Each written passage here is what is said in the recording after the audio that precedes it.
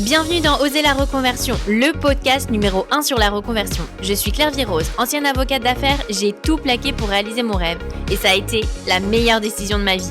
Si toi aussi tu as choisi une carrière par défaut ou pour faire plaisir à ton entourage, tu te demandes ce que tu fais encore dans ton job, découvre ici chaque lundi des invités qui te ressemblent et qui ont osé la reconversion dans tous les domaines. Ils nous racontent leur success story pour à ton tour oser la reconversion. Lorsque j'ai lancé ma propre activité, je ne m'attendais pas à autant de démarches administratives et de questions comme par quoi est-ce que je dois commencer ? Comment est-ce que je dois gérer ma compta alors que je ne peux pas encore embaucher de comptable ? Ou encore dans quelle banque ouvrir un compte pro ? Mais surtout, je me suis très souvent sentie seule avec personne pour me guider dans ce projet. Alors, je le répète souvent, mais se lancer dans l'entrepreneuriat ne devrait pas être synonyme de casse-tête administrative et vous devez surtout vous concentrer sur ce pourquoi vous êtes doué et votre activité en elle-même, pas sur les papiers administratifs. C'est pourquoi je vous recommande vivement de faire appel à Shine, qui s'écrit S-H-I-N-E. C'est un compte professionnel 100% en ligne conçu pour simplifier la vie des professionnels. Et c'est même plus qu'un compte pro, c'est un véritable copilote pour gérer votre entreprise au quotidien. Je vous ai parlé de Shine il y a quelques semaines et de leur pack Shine Start, mais ce n'est pas les seules fonctionnalités que Shine propose. Que vous soyez entrepreneur, indépendant ou même créateur d'une startup, Shine met à votre disposition des outils de facturation intégrés et de comptabilité simplifiée, des cartes bancaires adaptées à vos besoins et même la possibilité de faire un prêt pour pouvoir vous lancer pleinement. Shine facilite la gestion de vos dépenses, catégorise vos transactions et vous donne une vue d'ensemble claire de votre budget. Des conseillers sont disponibles également tous les jours pour que vous ne vous sentiez plus seul dans la construction du projet de votre vie. Ils ont d'ailleurs gagné le prix du service client de l'année 2024.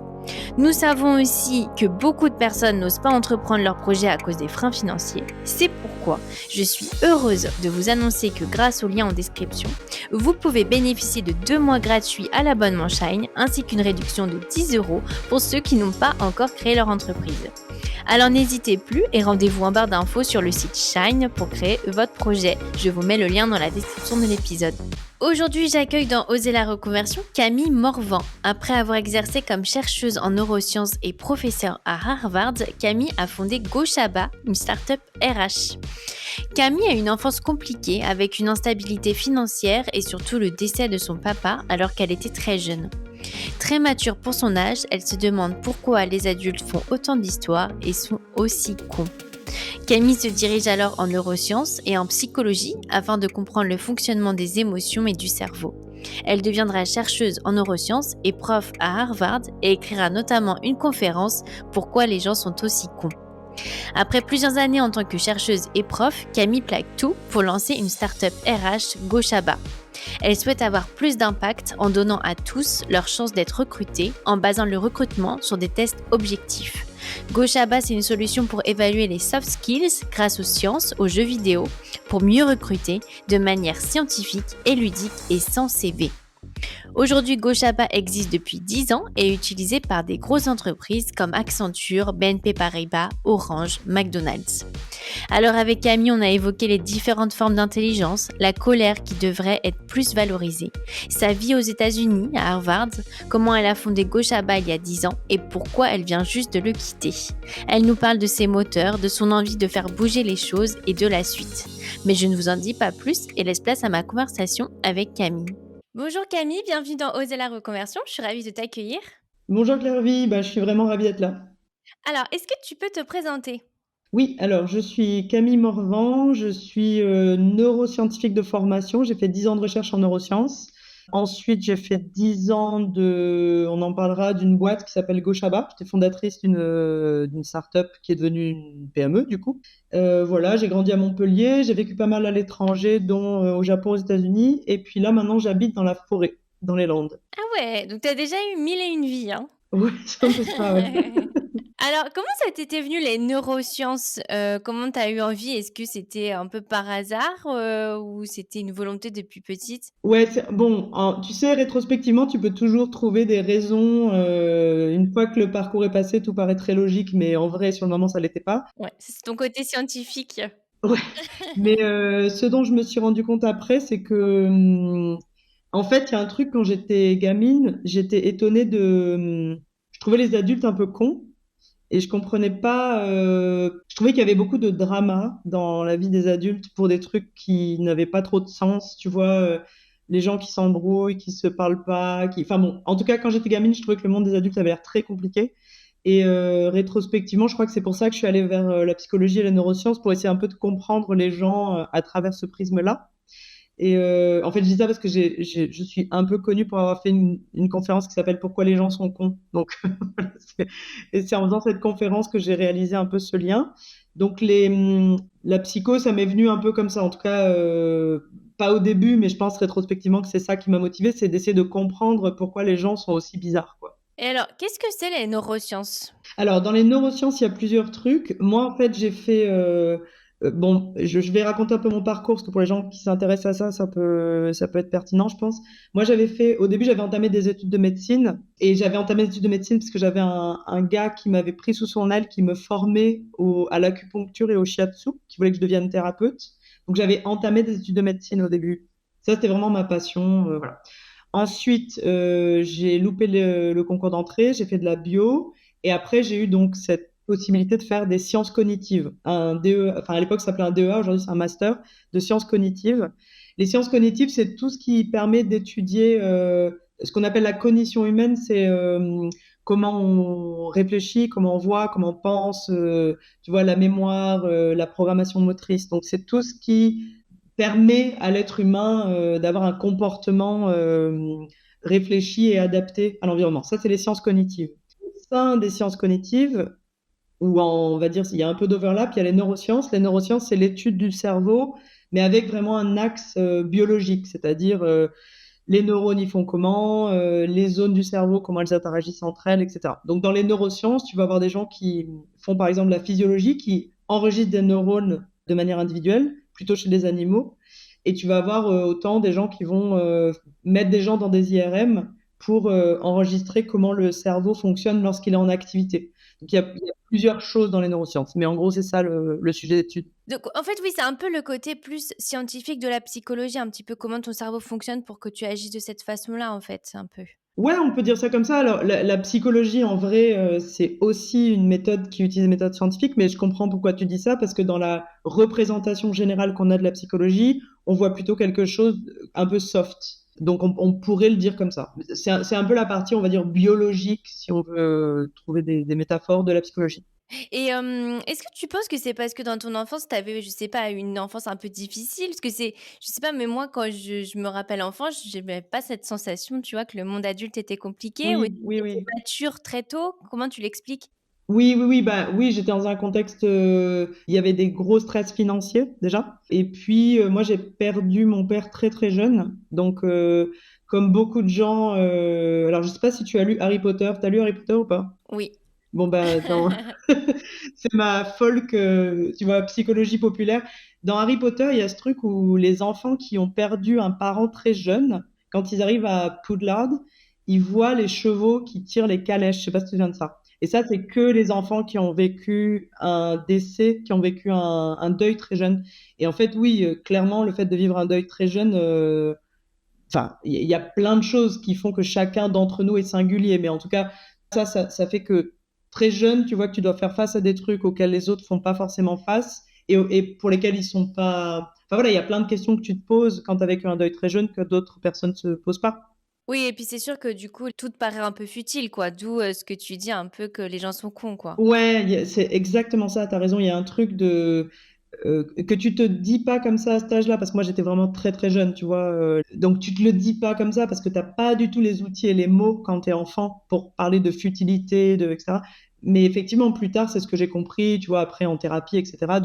Oui, que forcément ça te fait faire face à la plus grande question d'un être humain, qui est la mort. Ça te fait faire face à ça alors que tu es censé juste démarrer la vie. Donc tout de suite, ça complique un peu les choses, quoi. Ouais. Et alors, pourquoi les gens sont cons alors? Si tu peux nous résumer un petit Ouais, peu. alors, bah, bon, déjà, si jamais il y a des gens que ça intéresse, je vous invite à regarder la conf, elle dure 20 minutes, j'ai fait un truc assez ludique. Je la mettrai en lien pour les Ah, auditeurs. super, merci, trop bien, merci.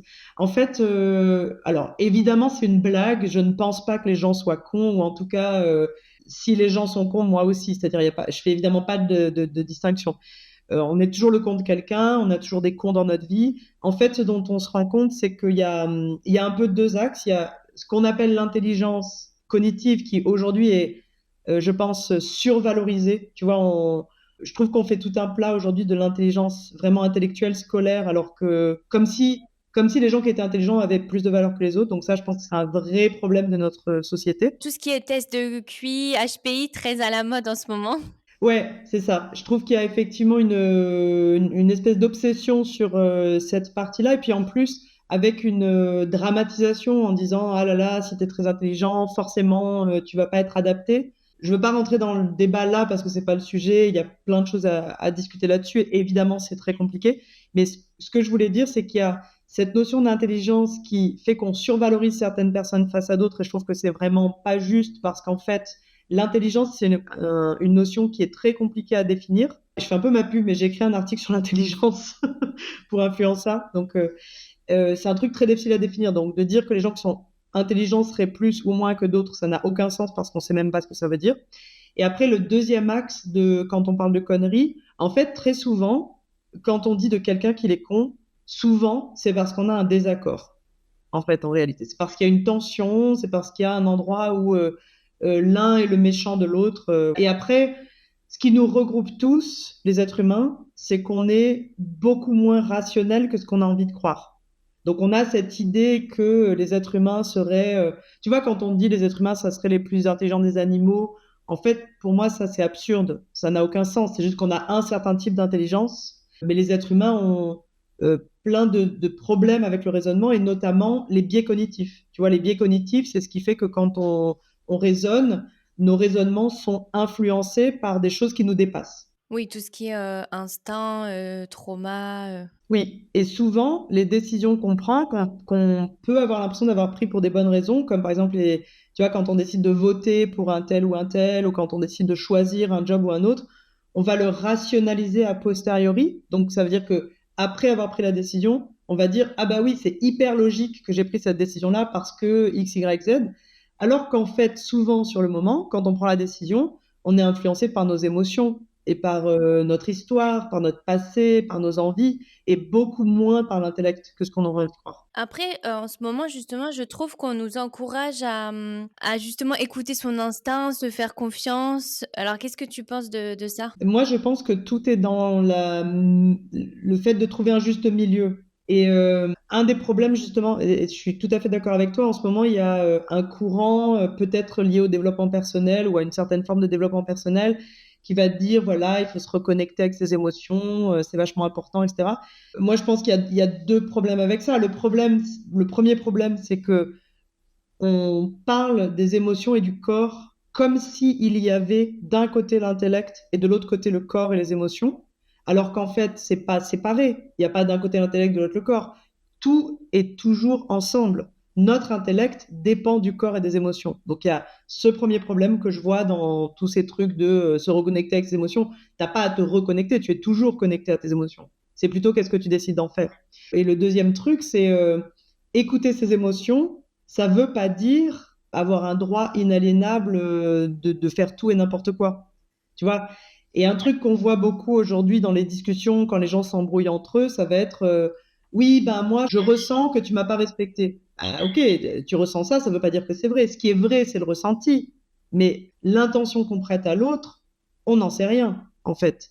Donc pour moi, c'est un peu les deux problèmes. C'est les émotions sont là, elles sont toujours là. C'est pas un truc qu'on décide volontairement de se reconnecter avec ou pas, mais il faut être conscient que ça influence énormément nos choix, nos décisions et aussi ceux des autres. Donc, tu vois, là où on peut déjà se regarder soi-même avec un petit peu plus de bienveillance, on peut aussi regarder les autres avec un peu plus de bienveillance grâce à ça. Ouais, en se disant qu'on connaît pas toujours tout l'environnement. Ouais. Et juste un dernier truc, je parle de bienveillance, mais aussi du coup, dans les émotions qui nous agissent, il y a aussi la colère. Et la colère, c'est une émotion qui est beaucoup mise de côté. Et, tu vois, c'est mal vu. Alors, encore plus chez les femmes que chez les hommes. Enfin, ça pose des problèmes chez les femmes parce que on risque d'étouffer notre colère. Et chez les hommes, ça pose un autre problème, c'est qu'ils risquent de mettre de la colère là où en fait, il pourrait y avoir de la tristesse ou du deuil. Et donc, il y a un truc aussi par rapport à la colère qui est que quand il y a de la colère, il faut aussi savoir l'agir et se dire si je ressens de la colère, là, c'est qu'il se passe quelque chose quand même. La raison pour laquelle je dis ça, c'est quand même pour un truc très précis. C'est que dans le monde du travail, aujourd'hui, je trouve qu'il y a beaucoup, beaucoup, beaucoup de problématiques de harcèlement, de burn-out, etc. Et je pense qu'une des raisons, c'est qu'on apprend aux gens à soit étouffer leur colère, soit en faire trop.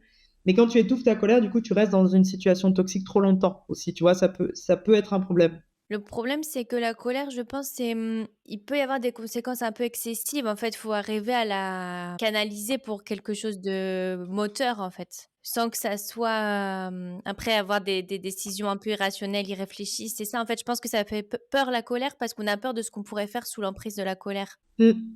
La peur, en fait, cette peur-là, je pense qu'elle existe effectivement pour la plupart des émotions en réalité. Je pense tu vois, on grandit, nous, aujourd'hui, dans un monde où on nous a appris à nous méfier quand même d'explosions émotionnelles. Mais voilà, je pense il faut faire attention à pas trop étouffer ses émotions parce que les émotions, qu'on le veuille ou non, sont ce qui nous drive.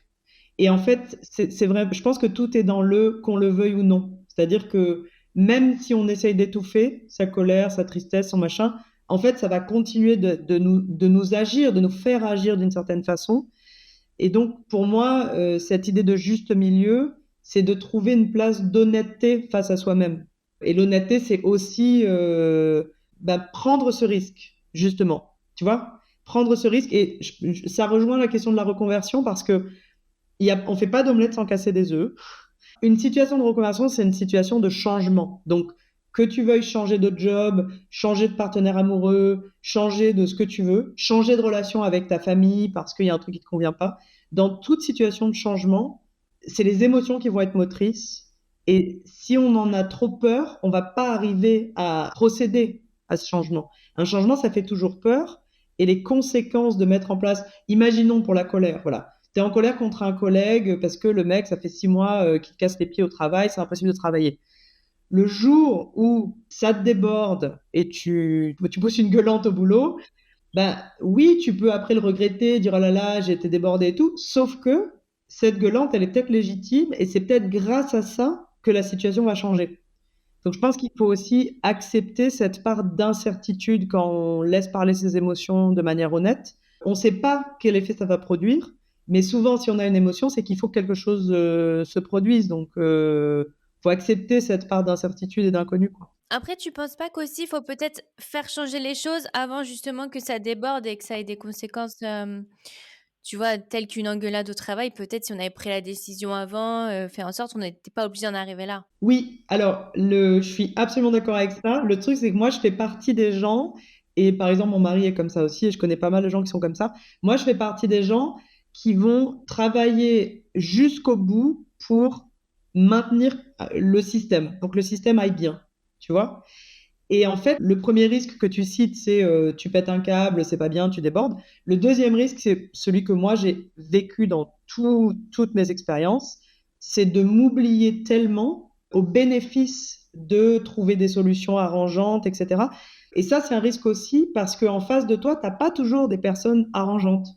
Donc, si toi, tu l'es trop, tu vois, tu vas éponger, en anglais, on dit pick up the slack, tu vas récupérer, tu vas toujours essayer de faire en sorte que le truc tienne, mais à quel prix? Donc, c'est là où moi, je te parle plutôt du point de vue de quelqu'un qui a beaucoup, beaucoup, beaucoup réprimé ses émotions et où je vois le risque de ça aussi, tu vois. Ouais, t'es dans la balance inverse là. Alors, pour revenir à ta carrière, donc tu as été chercheuse en neurosciences et notamment tu as été prof à Harvard. Alors, comment on devient prof à Harvard et puis à quoi ça ressemble? Ouais, alors ça a été vraiment une expérience géniale.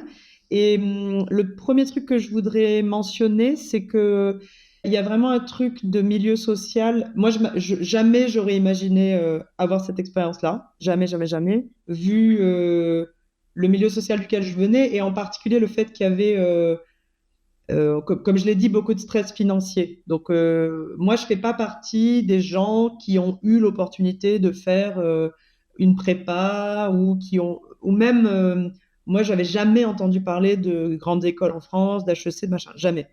Donc, moi, je suis un peu arrivée, je fais partie des très, très rares personnes qui ont, même statistiquement, je veux dire, qui ont un peu profité de l'ascenseur social, quoi. C'est vraiment très rare et je pense qu'il faut le noter. Donc, moi, je me suis retrouvée à Harvard, évidemment parce que j'ai travaillé, parce que je dois être douée pour quelque chose, mais aussi par chance. Il faut pas oublier que, voilà, quand on a des réussites, c'est qu'on a été chanceux, qu'on a rencontré les bonnes personnes. Et moi, ce qui s'est passé, c'est que donc, j'ai démarré médecine, j'ai pas réussi le concours. Ensuite, j'ai fait de la bio, j'ai fait une équivalence pour aller en sciences cognitives et neurosciences.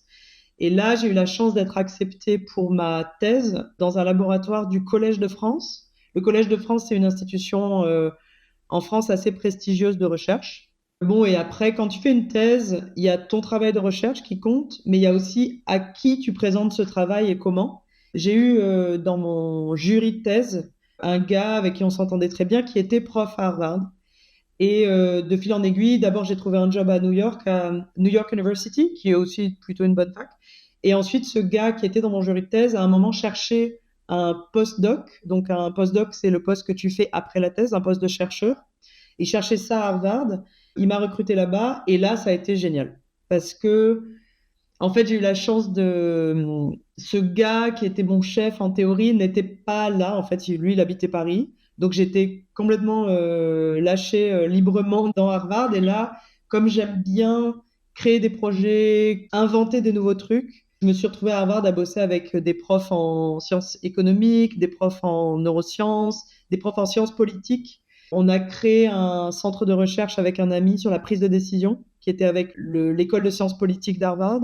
Et ça a été vraiment une expérience incroyable. Incroyable, hyper stimulant. Euh, Et comment ça se passe un petit peu au niveau de l'environnement? Voilà, on en entend beaucoup parler, mais en pratique, comment c'est un petit peu l'ambiance? Alors, c'est un campus à l'américaine, c'est-à-dire que il y a des belles pelouses, des beaux bâtiments, il y a les beaux bâtiments en briques du Harvard historique, et après il y a les bâtiments qui ont été construits après. Harvard, ça se situe dans une ville qui s'appelle Cambridge, qui est juste à côté de Boston. Donc la ville est très marquée par le fait qu'il y a cette fac à cet endroit-là. Et il y a d'autres facs de très très bonne qualité autour. Il y a Tufts, il y a Brandeis, il y a Boston University. Je pense qu'il y a plein de façons de vivre son expérience à Harvard. Donc il y a des gens qui y vont pour ensuite bosser dans des banques d'affaires ou être, je sais pas quoi, faire de la politique, faire des trucs qui rapportent beaucoup de pognon et qui ont beaucoup de pouvoir. Moi, j'étais pas trop dans ce délire-là. Donc les gens que j'ai rencontrés étaient plutôt des personnes qui aiment la connaissance en soi. Donc, j'étais copine avec des gens qui faisaient beaucoup de travail sur la préservation et l'environnement et justement la biodiversité. J'ai travaillé beaucoup avec des personnes qui utilisaient le prestige d'Harvard pour aider des ONG, des associations à faire leur travail au mieux, quoi. Et donc, je faisais à la fois de la recherche, à la fois de l'enseignement. Et l'enseignement, j'ai adoré parce que j'avais des étudiants qui étaient globalement passionnés par ce qu'ils font. Et donc, il y avait en majorité des étudiants très riches qui venaient de milieux très, très favorisés. Certains pouvaient être intéressants, mais c'était pas les plus intéressants. Les plus intéressants pour moi, c'était ceux qui étaient arrivés là un peu comme moi, avec beaucoup de travail et un peu de chance. Donc j'avais par exemple des étudiants d'Afrique de l'Ouest qui étaient arrivés là, tu vois, tu te dis comment ils ont fait, quoi. Enfin, après, tu peux être d'une famille très influente en Afrique de l'Ouest, mais en l'occurrence, certains des étudiants que j'avais, ils étaient là vraiment par amour de la connaissance. Et un autre truc qui s'est passé à Harvard qu'il faut que je mentionne aussi, il va y avoir beaucoup de choses dans cet épisode du podcast, mais quand j'étais à Harvard, il y a eu le mouvement militant aux États-Unis, Occupy Wall Street, qui était en même temps que les indignés en Europe et le printemps arabe. Et moi, j'ai été très, très, très impliquée là-dedans. C'est-à-dire qu'il y avait Occupy Wall Street qui était à New York, et ensuite, il y a eu des versions locales. Et nous, on a démarré la version Occupy Wall Street à Harvard, qui s'appelait Occupy Harvard. Et du coup, pendant 8 mois, j'ai campé dans le centre de la fac et on a fait de l'éducation populaire, en fait. Éducation populaire et militantisme pour essayer d'adresser ces questions d'inégalité sociale et d'injustice sociale. Voilà, donc ça, c'était aussi quelque chose qui a été vraiment incroyable de pouvoir faire ça là-bas. Donc, mon expérience à Harvard, elle n'était pas très typique. Après, voilà, tu vois, parce qu'il y a eu la recherche, l'enseignement et ce truc-là qui a été extraordinaire. Mais voilà, c'est important de le mentionner parce que la fac nous a quand même laissé faire. Ils ont été, il y a eu beaucoup de répression, mais honnêtement, ils nous ont quand même laissé faire, ce qui démontre quand même ce respect de la parole, quand même, tu vois, de la parole et des opinions. On pouvait vraiment échanger sur des opinions, sur des trucs quand même assez complexe, tu vois. Et tu as eu l'impression que les choses pouvaient changer? Oui, oui, moi j'ai l'impression que les choses pouvaient changer. D'abord, en fait, avant cette histoire de Occupy Wall Street, j'avais bossé sur la campagne d'Obama, j'avais été volontaire sur la campagne d'Obama. Et quand il avait été élu, déjà on s'est dit oui, les choses peuvent changer parce que c'est quand même pas, c'était pas n'importe quoi à l'époque le fait qu'Obama soit élu. Et ensuite, quand on a fait Occupy Wall Street, Occupy Harvard, donc moi comme j'enseignais en sciences politiques à l'époque, j'avais fait une petite recherche sur l'impact qu'avait eu ce qu'avait fait Occupy Wall Street dans le discours politique. Et on s'est rendu compte que les politiques, de toute façon, pour que les personnalités politiques nous représentent, il faut leur donner des billes. Même, il y a des personnalités politiques qui sont juste cyniques et qui sont, voilà, qui servent à rien. Mais il y en a qui sont de bonne foi. Et celles qui sont de bonne foi, il faut les nourrir aussi. Il faut montrer que le peuple est là pour, et a envie de changer les choses. Donc, moi, j'avais observé que dans le discours politique, il y avait plein de trucs d'Occupy Wall Street qui avaient été repris. Voilà, en particulier, il y a vraiment ce truc sur essayer de limiter la spéculation. Parce que tu sais, on est quand même dans une société qui privatise les profits et qui collectivise les pertes. Et c'est ce qui s'était passé en fait avec cette crise financière. Enfin voilà, je veux pas trop rentrer forcément dans le détail de ça, mais oui, je pense que les choses peuvent changer et faut s'engager, quoi. Et alors, comment tu as eu l'idée de Gauche à bas? Est-ce que justement ça a été un engagement pour toi? Parce que ça paraît très éloigné de créer sa start-up avec un petit peu ce monde, militant, de la connaissance, prof, tu vois? C'est 2 environnements assez qui paraissent assez éloignés. Donc comment tu en as eu l'idée et puis comment tu t'es dit que tu allais te lancer? C'est une super bonne question. Vraiment, j'adore la façon dont tu relis les trucs parce que effectivement, alors ça peut paraître éloigné et en même temps, Gauche à bas, c'est une boîte qui travaille, qui promeut la diversité en entreprise et l'égalité des chances. Donc le lien est là. Là où je suis d'accord avec toi, c'est quand même un peu éloigné. C'est pour une raison toute bête, pratico-pratique, c'est qu'il faut bien gagner sa vie et que en fait, le monde de la recherche, c'est un monde où pour réussir et pour avoir un poste, il faut une combinaison de facteurs. Il faut être extrêmement bon dans ce qu'on fait. Il faut travailler sur un sujet qui est porteur. Il faut avoir beaucoup de chance, rencontrer les bonnes personnes, être bon en politique. Donc il y a beaucoup de choses qui font que c'est très très dur de réussir dans la recherche. Moi, il me manquait un certain nombre d'éléments, dont un élément qui me manquait, c'était que je n'étais pas assez passionnée par la recherche pour faire les sacrifices nécessaires pour y arriver. Ça met du temps, tu dirais? C'est-à-dire que moi, je vois les gens qui réussissent dans la recherche, ils sont très bons en politique, ils se sont placés auprès des bonnes personnes au bon moment, mais aussi, ils sont passionnés par ce qu'ils font, quoi. Moi, le problème que j'avais, c'est que j'adore la recherche, mais je ressentais le besoin d'avoir un impact plus social et économique. Là où dans la recherche, évidemment, tu as un impact sur la connaissance, mais, et là, je te rejoins sur la notion du temps, c'est que les recherches que tu vas faire, même si elles sont hyper impactantes, ça va prendre beaucoup de temps avant de voir les résultats. Donc moi, j'avais besoin de voir un impact plus concret, plus direct. Et puis, j'avais envie de gagner ma vie correctement parce que ça n'avait pas été forcément super facile les années recherche et puis le retour en France. Donc, j'avais envie de faire quelque chose qui ait de l'impact, mais qui me garantisse quand même un revenu suffisamment confortable. Et je trouvais que l'entrepreneuriat, pour ça, c'était pas mal. Alors, il y a un risque financier au début, mais si ton projet marche, tu peux t'en sortir financièrement de manière correcte, quoi. Ça a été rapide pour toi de t'en sortir financièrement? Alors, nous, on a eu la chance d'avoir... Alors, on a démarré avec mes associés, on a commencé à travailler ensemble en janvier 2014. Et on a eu, à l'été 2014, on a eu la chance d'obtenir un financement de recherche et innovation, qui nous a permis de lancer la structure en septembre 2014. Donc, moi, j'ai eu, on va dire, 1 an et demi de flottement entre le moment où je savais que je voulais monter une boîte et le moment où on a pu se payer. Je pense qu'il y a eu 1 an et demi de flottement. Donc, c'est un truc que je voulais aussi préciser, c'est je raconte mon parcours en disant j'ai fait ci, j'ai fait ça. C'est en aucun cas enfin, c'est pas des conseils. Je veux dire, chacun est dans sa situation et tout le monde ne peut pas se permettre 1 an et demi de flottement. Donc, enfin, voilà. Moi, j'ai pu me le permettre. Je sais que c'est pas le cas de tout le monde. Moi, voilà, j'ai eu à peu près 1 an, disons 8 mois où j'ai cherché mes associés, j'ai affiné mon idée, etc. Et ensuite, à peu près 6 mois où on s'est retrouvés à travailler vraiment avec mes associés pour ce financement-là, qu'on a eu voilà, la chance d'obtenir. Et donc, on a pu commencer à se payer à ce moment-là. Donc c'est toi qui en as eu l'idée Et est-ce que tu peux nous présenter un petit peu Gochaba et puis aussi, voilà, qui étaient, tes, cofondateurs? Ouais. Alors, Gochaba, c'est une technologie de qualification de candidats qui qualifie les capacités cognitives des candidats. C'est une HR Tech, une technologie qui est utilisée dans le recrutement. Le principe, c'est que, alors, donc, moi, quand j'étais chercheuse, j'ai développé des outils de mesure cognitive qui permettent de mesurer comment les gens raisonnent, la mémoire, l'attention, etc. Ces tests-là de mesure cognitive, on les a transformés en jeux vidéo. Donc, par exemple, un test qu'on fait en laboratoire qui permet de mesurer les capacités de mémorisation. En laboratoire, c'est un test qui va durer 6 heures. On va faire 6 fois 1 heure. Ça dure hyper longtemps. C'est hyper chiant. On les a transformés en jeux vidéo qui durent 10 minutes.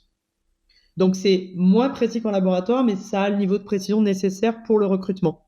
Donc, Gochaba, c'est une technologie de recrutement qui fait passer des tests d'évaluation gamifiés, donc sous forme de jeux vidéo, aux candidats et candidates.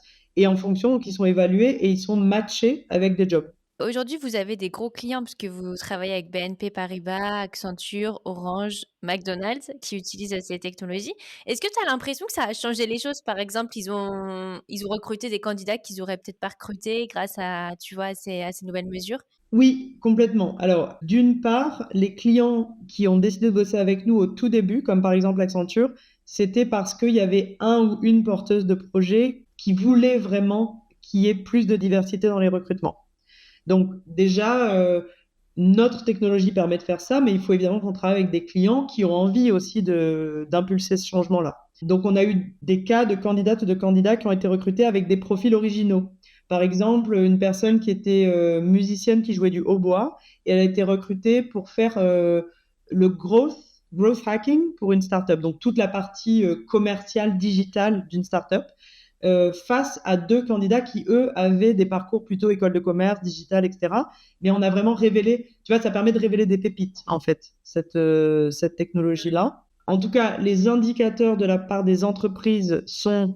Ça, c'est intéressant quand tu as une entreprise à impact, parce que nous, ce qu'on veut, c'est promouvoir la diversité, mais il ne faut pas le faire au détriment de la viabilité économique de l'entreprise. Donc, Gochaba permet aux entreprises de recruter plus vite et mieux, tout d'abord, et en plus de promouvoir la diversité. Plus vite, pourquoi? Parce que ils font moins d'entretiens? Comment ça se passe? Oui, ben, c'est-à-dire que d'une part, le process de recrutement lui-même peut être énormément écourté parce qu'on remplace la partie CV. Et le CV, ça prend beaucoup de temps à lire. L'air de rien, tu vois, les recruteurs disent je le lis en 2 minutes, mais c'est pas vrai. Et aussi parce que avec le CV, ça a 20% de précision, c'est-à-dire que sur 10 candidats que tu invites en entretien, il n'y en a que 2 qui ont les compétences. Mais sur la base du CV, tu croyais qu'ils les avaient. Donc, avec Gochaba, tu as 90% de précision. Donc, en gros, les 10 personnes que tu invites en entretien, bon, il y en a peut-être une qui n'a pas tout à fait les compétences. Donc, c'est un gain de temps au niveau du traitement, c'est un gain de temps au niveau des entretiens. Et ensuite, c'est un gain de temps parce que tu recrutes la bonne personne au bon poste, donc tu n'auras pas besoin de rechercher quelqu'un d'autre dans 6 mois. Et alors, comment vous avez fait pour trouver vos premiers clients? Parce que, vendre comme ça une technologie, j'imagine que les entreprises au début se disaient: «Bah, on n'en a pas besoin, ça fonctionne très bien», et comme c'est un petit peu, bah, c'est très nouveau, comment tu fais un petit peu pour convaincre tes premiers clients quand tu as quelque chose comme ça, un produit qui est hyper novateur? Alors, c'est une super question. Ce que tu fais, et du coup, ça, pour le coup, c'est un conseil que je me permets de donner aux personnes qui montent des boîtes, c'est que tu lances pas un projet juste, enfin, tu ne lances pas un produit juste parce que tu crois dans le produit. C'est plutôt l'inverse. C'est que quand tu démarres ton projet, l'idée, c'est d'avoir une cartographie suffisamment opérationnelle de ton marché pour que lorsque tu sortes ton produit, tu sais qu'il répond à un besoin.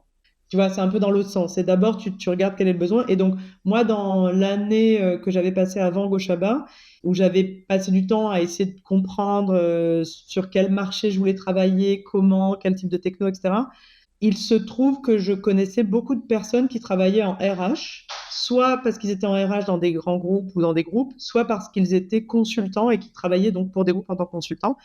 Et un truc que tout le monde me disait, c'est qu'il y avait un gros besoin d'outils en RH. Parce que la RH, c'est compliqué, c'est un centre de coût, on est sur de l'humain, et comme je disais tout à l'heure, l'humain, c'est irrationnel, compliqué, personne ne sait vraiment comment ça marche. Et donc, les RH ont besoin d'outils pour rendre plus objectifs les décisions Donc voilà, ça c'était un truc que je savais, c'est qu'il y avait un gros besoin d'outils. Et après, la question c'était un outil, à quel niveau on peut se positionner? Est-ce qu'on se positionne au recrutement, à la mobilité interne, sur les fiches de paye, sur la formation, sur voilà. Donc après, c'est un savant mélange entre ce que tu comprends du marché et ce que toi tu peux proposer. Donc voilà, j'allais pas me refaire, donc j'ai proposé quelque chose qui avait du sens par rapport à ma formation et par rapport à ce que je pouvais apporter. Et aussi, et donc tu le disais tout à l'heure, et aussi par rapport à avec qui j'étais associée et quelles étaient leurs compétences aussi. Donc moi, j'avais cherché à tout prix des personnes qui venaient du monde du jeu vidéo. Et effectivement, voilà, j'ai trouvé des personnes qui venaient de ce monde-là. Et comment ça fonctionne? Donc, c'est sans CV. Donc, quand il y a l'offre, il y a tout de suite les jeux. Comment ça marche? Oui, exactement. L'idée, c'est que en tant que candidat ou candidate, tu vas sur le site de McDo, il y a écrit pour postuler, cliquez là-dessus, tu cliques et là, tu vas suivre des jeux vidéo, tu vois, qui vont évaluer tes compétences. Et ensuite, tu vas avoir un rapport qui va te dire, bah voilà, tes points forts, tes points d'effort par rapport à la population. Et le recruteur a la même chose, le même rapport qu'il va pouvoir utiliser s'il le souhaite pendant les entretiens. Et après, donc, en fonction du score, tu as un score d'adéquation avec le poste. Eh ouais, c'est dingue hein, comme test. Alors, je pense que en France, c'est quelque chose qui paraît pas hyper naturel parce qu'on a beaucoup moins l'habitude des évaluations. Mais dans les pays anglo-saxons, c'est pas mal utilisé, tu vois, des évaluations un peu objectives lors du recrutement. Et je voudrais revenir sur un truc qu'on a dit au début, justement, sur l'histoire des tests d'intelligence. Ce qu'on disait toutes les deux au début, enfin, en tout cas, le point qu'on a développé, c'était que il y a une obsession pour l'intelligence que moi, je trouve un peu toxique dans la société. Donc, je voudrais préciser, parce que c'est pas forcément clair au premier abord, les tests qui sont faits par Gochaba, c'est pas des tests d'intelligence, c'est pas des tests de QI. C'est des tests qui vont mesurer un potentiel de réalisation dans un job donné. Donc, ça ne préjuge pas de la valeur de la personne. Ce qu'on dit, c'est pour ce poste-là, puisque on est dans un processus de recrutement ou d'évaluation dans lequel, de toute façon, il va y avoir un classement. Parce que les recruteurs, ils vont classer en fonction de quelque chose. Ils sont bien obligés. Si tu as beaucoup de candidats, tu es obligé de classer. Donc, dans la mesure où on est obligé de classer, ce que propose Gochaba, c'est de dire bah, autant classer d'une manière qui est la mieux possible à la fois pour l'entreprise et à la fois pour le candidat. Mais je veux vraiment souligner de nouveau ce truc-là parce que je ne suis absolument pas en train de dire qu'on peut classer les gens en général. C'est juste que là, on est dans un cas où de toute façon, les RH vont les classer, donc autant le faire la façon la moins pire possible, on va dire. T'as eu des gens qui se sont plaints un peu de tes tests, tu vois, des candidats? De manière générale, on a plutôt cette manière de recruter rassure plutôt les gens parce que tu vois, ça fait qu'ils n'ont pas besoin de se reprendre la tête à refaire un CV. Parce qu'en fait, quand tu recrutes sur la base d'un CV, d'une lettre de motivation, le poids du recrutement, il est mis sur le candidat. Parce que c'est au candidat d'aller trouver qu'est-ce que je sais faire, comment je vais faire pour me mettre en valeur. Et donc, au final, on privilégie des personnes qui soit ont la capacité, soit savent se mettre en valeur, soit peuvent aller faire relire leur CV par quelqu'un, soit etc. Donc, de manière générale, les candidats, ils sont quand même assez satisfaits de cette manière de recruter parce que ça enlève un poids de leur côté. Après, évidemment, comme pour tout, il y a des gens qui sont pas contents, il y a des gens qui sont pas contents de leurs résultats, il y a des gens qui sont... Mais on a un Net Promoter Score, le NPS, qui est un indicateur de satisfaction qui est élevé, qui est à 8, entre 8 et 9. Encore une fois, le truc, c'est qu'il faut vraiment mettre dans le contexte. On est dans un contexte de recrutement, c'est jamais cool, quoi. Donc nous, on essaie de le rendre un peu plus sympa. Oui, oui, c'est plus ludique. C'est vrai que des fois, c'est un petit peu quand on voit toutes les étapes de toutes les questions à répondre, tout ce qu'il faut fournir, c'est un peu décourageant parfois. Alors, et donc, Kojaba, ça a beaucoup grossi en 10 ans. Est-ce que tu peux me dire un peu où vous en êtes aujourd'hui et puis toi, où tu en es aussi personnellement? Oui, alors très bonne question. Donc là, j'ai justement une des raisons pour lesquelles c'est rigolo de faire ce podcast maintenant, c'est que là, depuis très peu de temps, j'ai quitté mes fonctions à temps plein chez Gochaba. Donc je ne suis plus chez Gochaba, je reste actionnaire et je reste au board. Donc voilà, ça aura fait 10 ans en neurosciences, 10 ans Gochaba. Tu vois, c'est parfait, je fais des séances de 10 ans. Donc la société, oui, a pas mal grossi. On a fait 2 levées de fonds. Là, on est en train de se mettre sur également le marché de la mobilité interne parce qu'il y a au-delà du recrutement, il y a un sujet aussi de t'as du staff en interne. Il y en a qui en ont peut-être marre du poste qu'ils font. Il faut réfléchir à comment faire grandir tes collaborateurs. Donc voilà, il y a cette orientation qui est en train d'être prise au sein de la société. Et moi, donc de mon côté, on en parlait un peu. C'est très récent là que je ne sois plus chez Gochaba. Donc les pistes vers lesquelles je vais, il y a une piste qui est sur la biodiversité. Donc moi, j'ai vraiment une passion pour la nature dans laquelle je passe le plus de temps possible. C'est une des raisons pour lesquelles on est venu habiter en forêt. Et je pense vraiment que la biodiversité, c'est le sujet incontournable aujourd'hui. Il y a un nombre d'espèces hallucinant qui disparaît tous les jours. Je trouve aussi une mauvaise compréhension dans le public de manière générale des enjeux de biodiversité. Je pense que la façon dont les enjeux sont présentés, c'est presque comme si c'était anecdotique. C'est-à-dire que c'est présenté un peu comme ah, les ours polaires, c'est vachement mignon, ça serait dommage que ça disparaisse. Ouais, c'est un peu présenté comme ça, mais on n'est pas en train de parler de vider une chambre d'enfant de ses peluches, tu vois. C'est pas ça le sujet de la biodiversité. C'est pas juste ah, bah c'est dommage, c'est des animaux mignons. Le truc, c'est que quand un animal qui disparaît, ça veut dire que c'est toute une chaîne qui est mise à mal. Et cette chaîne, nous, on fait partie de cette chaîne, on est dans cette chaîne. Il n'y a pas d'être humain sans planète, il n'y a pas d'être humain sans les petites bactéries, les planctons, les champignons, tu vois. Il ne s'agit pas que des ours polaires, quoi. Voilà, donc je pense qu'il y a une mauvaise compréhension des enjeux qui est liée à un manque tout simplement d'éducation par rapport à la nature, qui est une conséquence normale de l'industrialisation et du fait qu'on vit principalement en ville. Je suis pas en train de blâmer les individus. Je pense que c'est des sujets compliqués. Il faut se former. Tu vois, là, moi, en ce moment, je vais faire une formation en botanique. Aujourd'hui, je connais rien en plantes. Tu vois, j'en connais 10. Et puis voilà, après, le reste, c'est une bouillie verte, quoi. Donc voilà, j'ai vraiment ce truc sur la biodiversité. Je pense que ça va aller dans cette direction-là. Et mon deuxième grand dada, c'est la psychiatrie et la psychanalyse, qui est aussi un angle, enfin un axe auquel je me forme depuis très très longtemps. Ça fait plus de 20 ans que que je fais des formations de temps en temps. Donc voilà un peu les deux trucs. Et après, la forme que ça prendra. Tu sais, les startups, je m'étais dit plus jamais. Et en fait, c'est un peu une drogue dure. Du coup, je crains un peu de.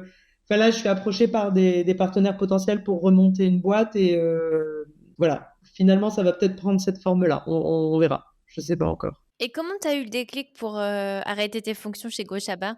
C'est une très bonne question que je n'ai pas encore complètement digérée. Donc, je pense que ça va venir au cours du temps. Mais un des trucs, c'est un petit peu comme quand j'ai arrêté la recherche, c'est cette question de l'impact. C'est quel impact j'ai envie d'avoir.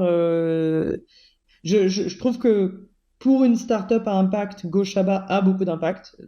Tu vois, dans le domaine, on est reconnu et à juste titre. Mais pour moi, à mon niveau personnel, je crois que j'ai envie d'avoir un impact plus fort, notamment sur l'environnement.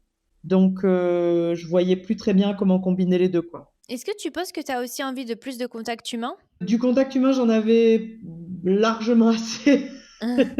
L'entrepreneuriat, pour moi, en tout cas, ça n'a pas du tout été quelque chose de solitaire. Au contraire, j'ai même eu, à la limite, ça a été un énorme challenge pour moi de gérer autant d'individualité. Parce que, en fait, donc, il y a les associés avec lesquels tu as une relation très particulière. Il y a les salariés avec qui tu vas avoir des relations différentes. Il y en a avec qui tu t'entends bien, d'autres avec qui tu t'entends pas. Il y en a que tu manages directement, d'autres pas. Mais même si tu les manages pas directement, tu existes quand même pour eux, ils existent pour toi. Il y a tous les prestataires, les avocats, les agences de com, avec qui tu crées un lien, tu noues un lien qui est important et qui est différent des autres. Tu as tout l'écosystème, donc les autres entrepreneurs, entrepreneuses avec qui tu partages des choses très fortes aussi parce que tout le monde passe un peu par les mêmes choses. Et puis au milieu de tout ça, tu essayes encore d'avoir des amis, si possible une vie privée avec un chéri. Donc non, moi ça a été plutôt le bain humain. Et là, un des trucs là depuis que j'ai arrêté les fonctions à temps plein chez Gochaba, c'est justement d'avoir un peu plus de temps toute seule. Et alors, aujourd'hui, ce serait quoi ton plus grand rêve professionnel? Waouh. Je pense que si j'arrivais à influencer un tout petit peu la trajectoire par rapport à l'environnement, je dis influencer un tout petit peu la trajectoire parce que c'est un enjeu tellement énorme. entre les industriels, les politiques, les guerres. Enfin, nous, dans nos pays qui sont dans une paix relative, et une paix, c'est toujours, il faut toujours la travailler, on peut parler de ces sujets-là, mais évidemment, si tu penses à l'Ukraine, il y a d'autres priorités, quoi. Ou à la Palestine, bon voilà, il y a d'autres priorités. Donc moi, mon plus grand rêve, ça serait d'arriver à influencer, ne serait-ce qu'un tout petit peu, cette trajectoire, en trouvant des choses qui permettent de protéger la nature et la biodiversité qui fonctionnent. C'est-à-dire qu'on soit en capacité de mettre en place. Parce que tu peux avoir un rêve de demain, je veux que tous les animaux soient protégés. Ben, concrètement, ça n'a aucun sens parce que les comportements des humains vont pas changer du jour au lendemain. Donc, comment tu prends en compte les comportements des êtres humains tout en essayant de faire en sorte de protéger la nature? Je vais donner un exemple là-dessus que je trouve vraiment très parlant. Il y a un média qui s'appelle La Salamandre qui fait beaucoup de travail sur le naturalisme, la biodiversité, etc.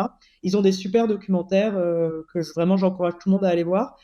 Et si on prend par exemple l'exemple je sais plus comment elle s'appelle, mais c'est une jeune femme qui est pisteuse et qui piste les loups. Et donc elle a une passion pour les loups. Et ben, ce qu'elle dit, c'est en fait pour protéger les loups, il faut parler aux agriculteurs.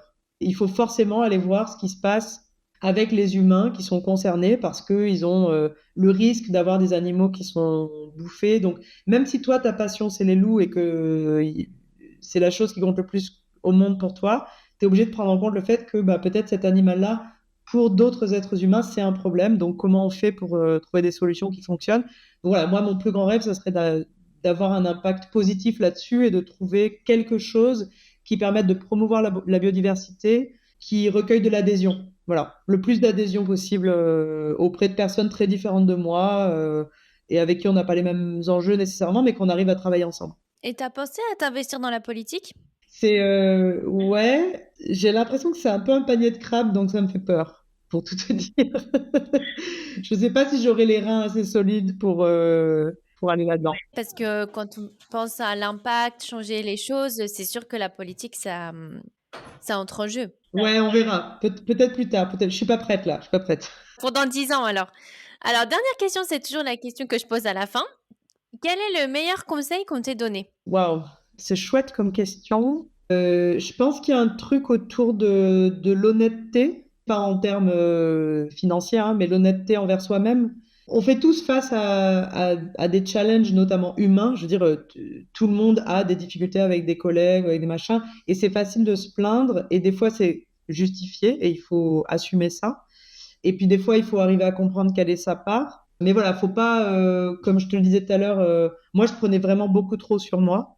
Et parmi les conseils qu'on m'ait donnés, il y en a eu un qui a été d'accepter que tout le monde n'est pas gentil. Tu vois, les gens avec qui tu bosses, peut-être des fois, faut quand même arriver à un peu montrer les dents et un peu s'affirmer. Parce qu'en face de soi, on n'a pas des gens comme nous qui sont dans la construction, dans la joie et la bienveillance. Donc, il y a vraiment cette question d'honnêteté. C'est-à-dire, ne dis pas que c'est la faute des autres quand c'est de ta faute, mais aussi ne dis pas que c'est de ta faute quand c'est la faute des autres, tu vois. C'est ça que j'appelle l'honnêteté. C'est essayer de voir vraiment la situation pour ce qu'elle est. Il y a ce truc de trouver le juste milieu entre qu'est-ce qui t'appartient et qu'est-ce qui appartient à l'autre. Parce que pour réussir dans n'importe quel projet, il faut être dans la construction, dans la bienveillance, dans l'empathie, dans l'écoute, mais il faut aussi savoir s'affirmer. Voilà, donc je pense qu'il faut trouver ce juste milieu. Est-ce que tu penses pas que justement, il y a plus un besoin d'affirmation en France qu'aux États-Unis? Parce que j'ai l'impression qu'ici, les gens marchent plus facilement sur les pieds des autres, c'est un peu moins de respect et que j'ai l'impression que du coup, il y a un peu un côté, tu dois plus t'affirmer et montrer aussi les dents pour faire ta place. Je trouve que c'est moins vrai dans les pays anglo-saxons où c'est plus lisse, il y a plus cette politesse, même si par derrière, on sait qu'il y a pas mal de choses qui peuvent se dire, mais j'ai l'impression que c'est assez français comme conseil.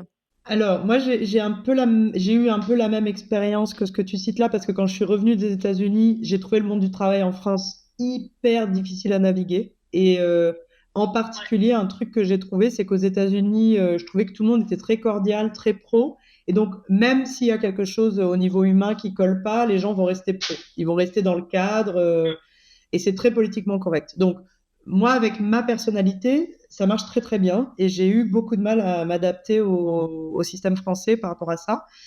Je suis pas sûre que ce soit de manière générale parce que, je veux dire, aux États-Unis aussi, il y a plein de gens qui abusent et qui exagèrent. Parce que tu vois, les États-Unis, d'un côté, il y a le côté politiquement correct, et puis d'un autre côté, tu vas avoir des personnalités comme Trump qui, de manière complètement ouverte, te disent qu'ils respectent pas la loi. Trump, il a quand même, c'est un truc très drôle, il a son bouquin, The Art of the Deal, où il explique comment il fait ses deals. Systématiquement, il explique comment il a contourné la loi. Donc, voilà. Donc, je pense qu'en France, oui, il y a ce côté peut-être un peu plus latin qui fait qu'il faut s'affirmer d'une manière, parfois, faut aller chercher des ressources émotionnelles qui sont difficiles.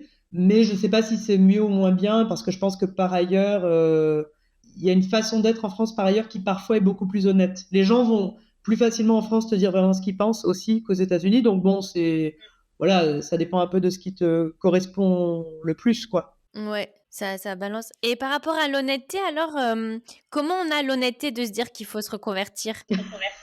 Ben, je pense qu'il faut, quand on est dans une situation d'inconfort, il faut pas rester trop longtemps, quoi. Et c'est ce truc de la grenouille qui est dans l'eau et l'eau est de plus en plus chaude et elle se rend pas compte qu'elle est en train de cuire. Si c'est inconfortable, ne pensez pas que ça va s'arranger tout seul. Ça s'arrange jamais tout seul. C'est pas vrai. Les choses s'arrangent pas toutes seules. Il y a des trucs, il y a des soufflets qui peuvent retomber. Mais si vous vous sentez dans une situation où c'est inconfortable, où il faut faire des contorsions, où ah oui, ah tiens, il faut encore que je dise oui à ce truc-là. Moi, je pense que il faut arriver à trouver une solution. Après, encore une fois, je dis ça et faut être réaliste aussi sur le contexte dans lequel sont les personnes. Et il y a des gens pour qui ça va être très difficile soit de se reconvertir, soit de sortir d'une situation inconfortable parce que bah, soit on n'a pas les épaules financièrement, soit on est vraiment dans une situation de harcèlement où on a du mal à s'en sortir. Donc, ouais, peut-être juste un autre conseil qui aide par rapport à l'honnêteté, c'est de s'entourer. Il faut s'entourer de gens qui vous soutiennent quoi qu'il arrive. Il faut pas trop... tu vois, c'est sympa les conseils de machin qui t'aident à te remettre en question, etc. Ouais, ok, bon, c'est sympa. Mais quand on est dans une situation d'inconfort ou de difficulté, moi je pense qu'il faut surtout privilégier les personnes qui vous soutiennent quoi qu'il arrive, même quand vous êtes de mauvaise foi, même quand vous êtes relou, même quand vous êtes fatigué. Essayez de s'entourer de ces gens-là parce que c'est de là qu'on va trouver la force justement de faire face, quoi. Oui, à sortir de l'inconfort. Un grand merci Camille, donc je mettrai tous tes réseaux et puis ta conférence pour les auditeurs qui voudraient te suivre. Merci pour tout ce que tu as partagé. Merci beaucoup, Clary. Merci à toi. C'était vraiment super. Si vous avez aimé l'épisode, abonnez-vous et laissez-moi un commentaire si vous écoutez l'épisode sur YouTube. Et si vous écoutez l'épisode sur Apple Podcasts, Spotify ou Deezer, abonnez-vous et laissez une note 5 étoiles et un avis. C'est ce qui donne le plus de visibilité à ce podcast. N'hésitez pas à en parler autour de vous et à partager l'épisode sur les réseaux sociaux pour aider un plus grand nombre à oser la reconversion. Si vous souhaitez suivre les dernières actualités du podcast, rendez-vous sur notre compte Instagram @oserlareconversion et pour prolonger la discussion, rendez-vous sur notre groupe Facebook dédié aux auditeurs. Ensuite, si vous cherchez toutes les notes avec les références, allez dans le détail du podcast. Si vous souhaitez devenir annonceur, me proposer un invité ou me poser des questions, je serai ravie d'y répondre par mail à l'adresse partenariat avec un s @oserlareconversion.com.